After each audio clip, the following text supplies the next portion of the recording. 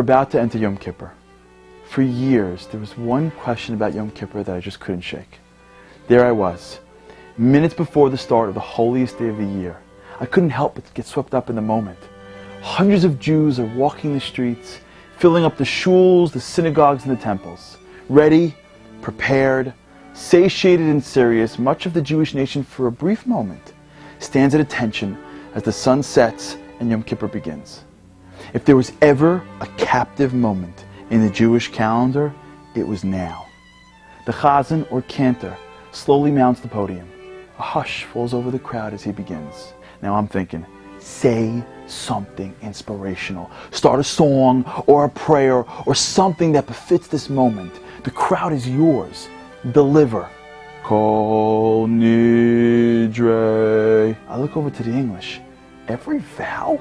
Vesare. Another vow? Ushvuye. Another vow?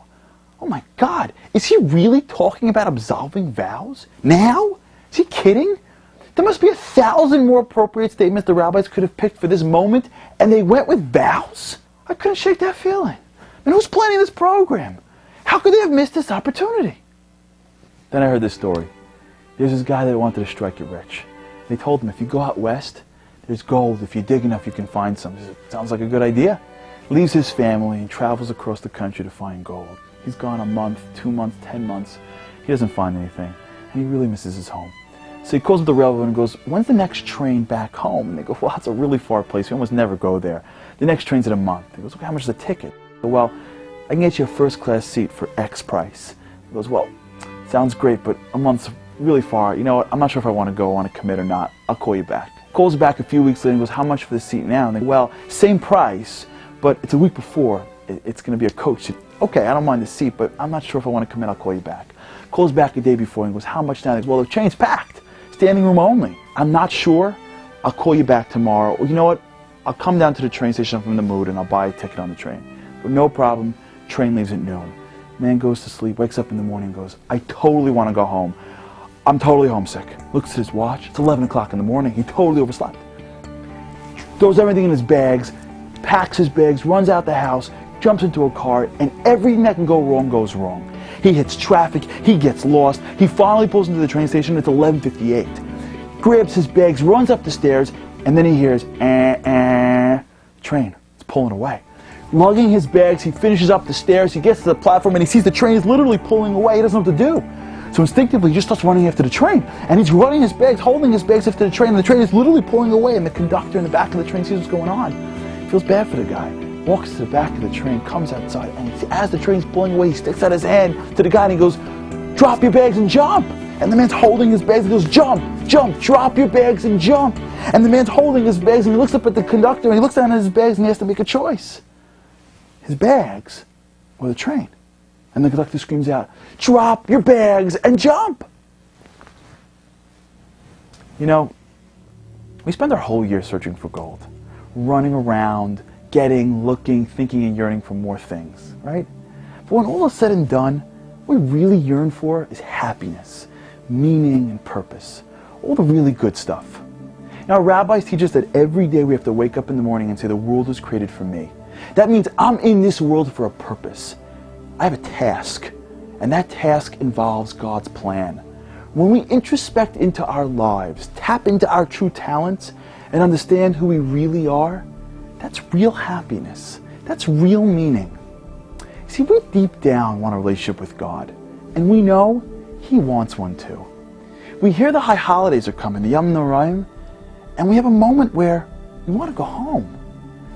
But to introspect a month before buys us a first-class seat. Life's too busy and we don't want to commit.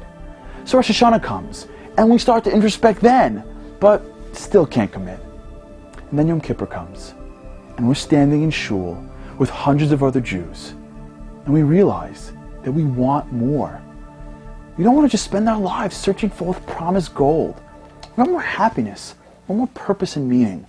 We want a deeper relationship with God. We want to go home. Yom Kippur is starting. The time to connect to God is now. The train is leaving the station. We don't know what to do. We're not prepared. So we just start to instinctively run.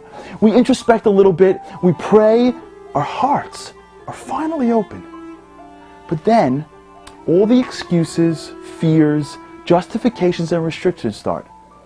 I don't know how to connect to God. I can't do any more than I'm doing. I'm too busy, too free, too young, too old, too secular, too religious, too many responsibilities, no responsibilities, too strong, too weak. I can't be him or her. I can't do that. I don't have the capacity or background. I don't want to look like that. I can't. I just can't. We've spent all year putting restrictions on ourselves, creating our own spiritual baggage. You see, in Judaism, the concept of putting restrictions on yourself is called a vow. And here we are, Yom Kippur. We all have that feeling of, I want in. I want more out of life. I want deeper. I want more meaningful. I want to be part of the greater picture. But the train's pulling away. This is the time to make change. So the Chazan stands up. Before everybody he screams, Kol Nidre, all your vows, Ve'esare, all your restraints, Ushvuye, all your baggage, it's absolved. All the baggage that has held you back, that has stopped your spiritual growth till now, the train is leaving. Jump, drop your bags, and jump. See, God says, I don't care what you've done in the past. I forgive you. But you need to take a chance. Drop your restrictions. Stop doubting yourself. Stop holding back. Drop your bags and jump. I'll catch you on Yom Kippur. On Yom Kippur we can, for a brief moment, be an angel. We can fly. We have no bags.